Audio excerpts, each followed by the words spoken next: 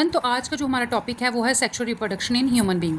Sexual reproduction के बारे में हमने पढ़ा था, पहले हमने एसेक्सुअल रिप्रोडक्शन में के बारे में पढ़ा था जिसमें सिंगल पेरेंट्स इन्वॉल्व होता है। तो सेक्सुअल रिप्रोडक्शन में क्या होगा, दो पेरेंट्स जो हैं वो इन्वॉल्व होंगे। इसमें क्या होगा कि जो मेल गैमेट है वो फीमेल गैमेट के साथ फ्यूज़ करेगा और फर्दर आगे क्या बनाएगा, जाइगोट बनाएगा, और जाइगोट के आगे उसकी फर्दर डिवीज़न होगी और आगे जो नेक्स्ट जो है उसका प्रोसीजर होगा और न्यू यंग वन जो है वो प्रोड्यूस होगा। ठीक है, तो सेक्सुअल रिप्रोडक्शन ह्यूमन में पढ़ने से पहले हमें पता होना चाहिए, ये है पवर्टी। इसके बारे में पता होना चाहिए कि पवर्टी क्या चीज़ है।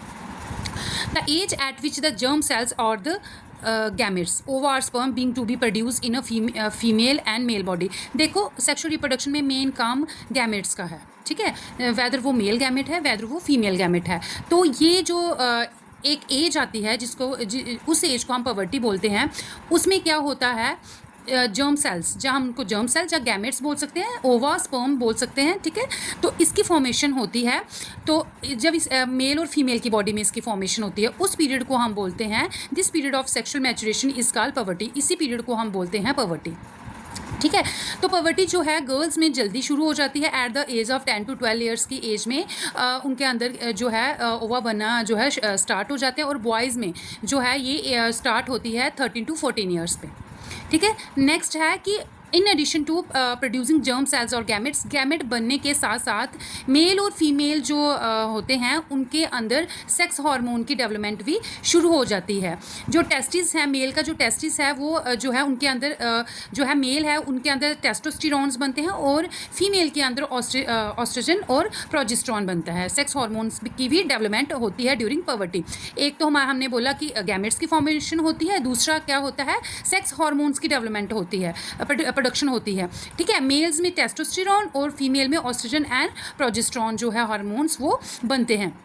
अब देख लेते हैं कि क्या क्या चेंजेस आती हैं। ठीक है, बॉयज़ में कौन कौन सी चेंजेस आती हैं पवर्टी के टाइम, और गर्ल्स में कौन कौन सी चेंजेस आती हैं। जैसे hair growth under armpit and in public region between the thighs. देखो हेयर की जो है हेयर की ग्रोथ होती है आर्मपिट, हमारे आर्मपिट के अंदर, और हमारे प्यूबिक रीजन के जो होता है जो बिटवीन थाई हमारा जो रीजन है उसमें क्या होता है, हेयर ग्रोथ होती है। ये बॉयज़ में भी होता है, ये सेम गर्ल में भी होता है। नेक्स्ट है hair also grow on other parts like chest and face. जो हेयर हैं वो और अदर पार्ट्स में भी जो है उसकी ग्रोथ होती है। जैसे हमारे चेस्ट, हमारा जो फेस होता है बॉयज़ का, जैसे दाढ़ी मूंछे वगैरह आना है ना चेस्ट पे, इस पर क्या होती है, हेयर्स की ग्रोथ होना शुरू हो जाती है। बॉयज़ जो है आवाज़ जो है थोड़ी डीपन हो जाती है। ठीक है, चेस्ट एंड शोल्डर, जो शोल्डर और चेस्ट है वो थोड़ी ब्रॉडन हो जाती है। ठीक है, ब्रॉड हो जाती है।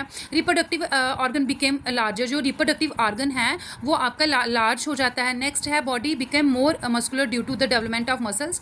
और क्या होता है, जो बॉडी होती है बॉयज़ की वो ज़्यादा मस्कुलर हो जाती है due to the development of muscles की वजह से। ठीक है, नेक्स्ट है टेस्टिस स्टार्ट रिलीजिंग स्पर्म। और जो टेस्टिस हैं मेल के अंदर, जो टेस्टिस होते हैं वो क्या रिलीज़ करना स्टार्ट कर देते हैं, स्पर्म रिलीज करना जो है वो स्टार्ट कर देते हैं। और ये सारी चेंजेस ना बेटा किस वजह से आती हैं, क्योंकि मेल्स के अंदर क्या जो है किसकी प्रोडक्शन होती है, टेस्टोस्टेरोन की प्रोडक्शन, सेक्स हार्मोन की जब प्रोडक्शन शुरू होती है तो ये सारी चीज़ें जो हैं वो चेंजेस जो हैं बॉयज़ में आना शुरू हो जाती हैं।